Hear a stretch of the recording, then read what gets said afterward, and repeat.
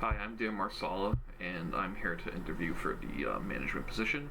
And I'm here to tell you why I feel that I'm the right fit for the position.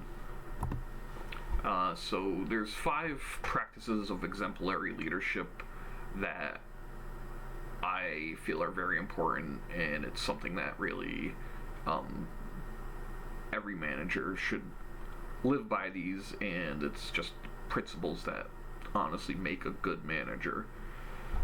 The first one is model the way, and this is really just leading by example. Be the manager that your employees want you to be.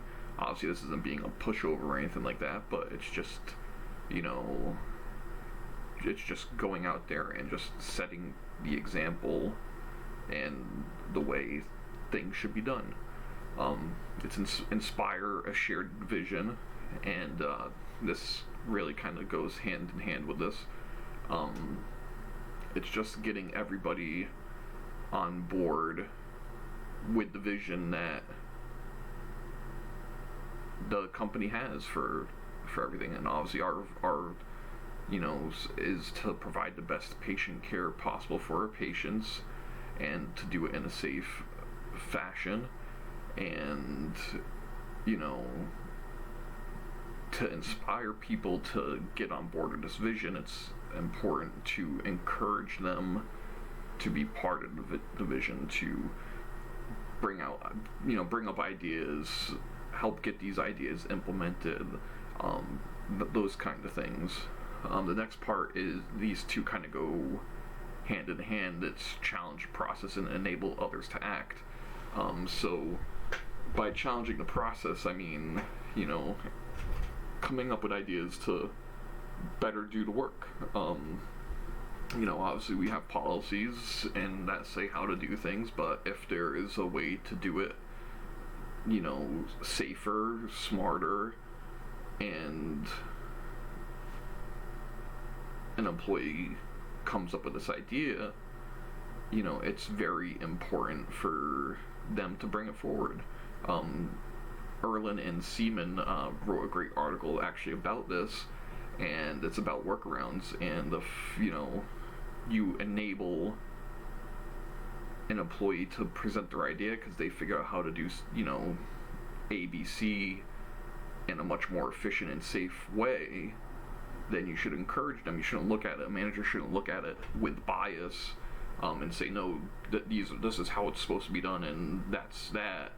And if you encourage them to act and bring their ideas forward, it's going to increase morale, and it's going to help them and make them feel like they're part of that vision. And it's okay to challenge the process. And last but not least is encouraging the heart.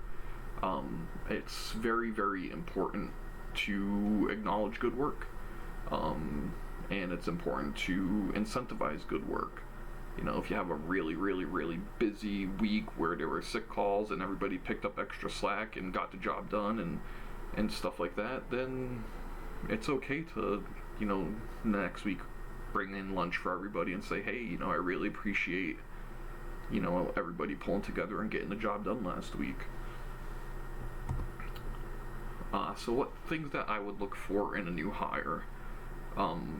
One, it's the ability to think outside the box.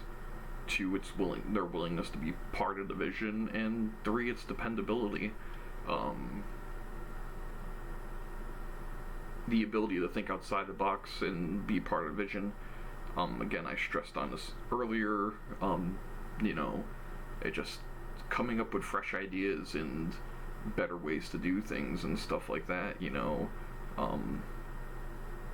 I'd like to have somebody that can problem solve and figure things out on their feet and without having to be told all the answers.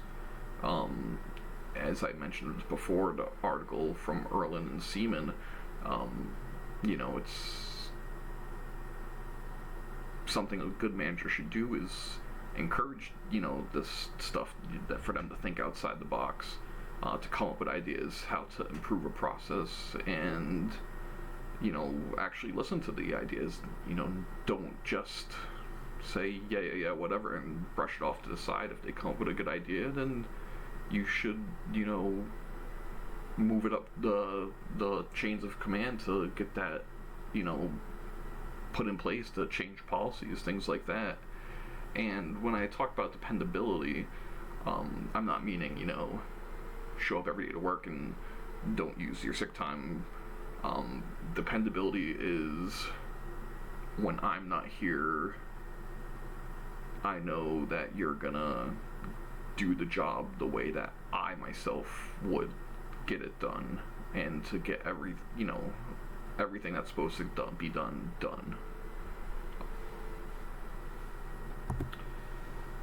So how would I fire an employee?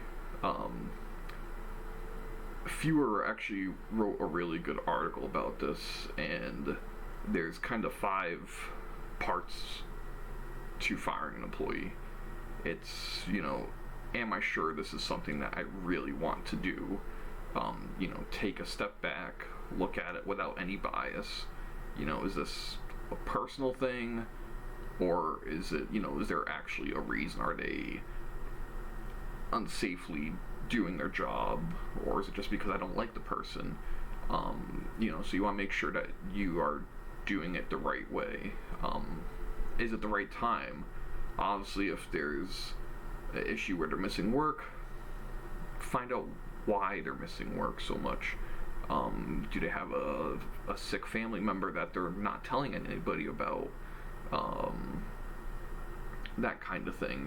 Don't do it when they come back from vacation. Obviously, that's probably not the most opportune time, or while they're on vacation, rather.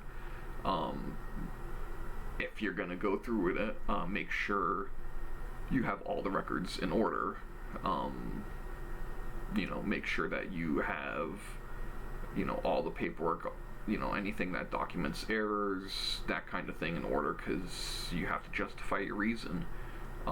Next off, you want to understand the psyche of the office. So if, say, there's layoffs happening, or there's grumblings about layoffs happening, and you terminate an employee, you don't want to have everybody thinking, oh my god, the layoffs are starting. Explain it's just a single termination, doesn't have anything to do with the rumors about layoffs, that kind of thing. And the last thing is be paranoid.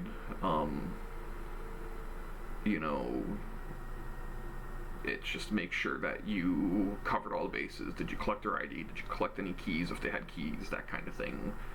Just be prepared for anything. And then obviously the process of it, you want to,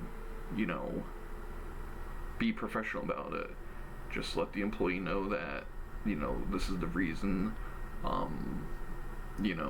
Had discussions with human resources, and we felt that because of these issues, we've tried correcting them, etc., etc., and we're still having these issues that we have to let you go. And just be professional. Tell them, it's obviously, make sure it's nothing, let it be known that it's nothing personal, that kind of thing. So how would I motivate employees? Lead by example. Kouzes and Posner make a great example about a factory down in Texas where the manager wanted it to be looked at as a world-class factory, and he was really bummed out about there being so much trash around and that people would only clean when they were going to have a site visit from a potential customer. So the manager went out there, bought a trash bucket, and went to the factory, was just walking through the factory, didn't say a word to anybody, picked up the trash, threw it in the bucket, and just went about his day. Everybody was like so taken aback by it. Like, they were like, oh my god, look at him out there doing this, himself. So people started picking up trash themselves, and it just became part of, everyday work, that it just became ingrained. Hey, we're supposed to pick up trash and keep this place clean. And it just, it's just by leading by example. It's getting out there and doing the work, helping out, and just, like I said before, being the manager that your employees would want a manager to be. And then the next is acknowledging good work. You know, if somebody does something, thank them for it. It's important for people to realize that the work they're doing is, you know, appreciated. You know, a department is only as good as its team, and if their team is having low morale, then it's going to reflect in their work. So, you know, just acknowledge it. Thank them.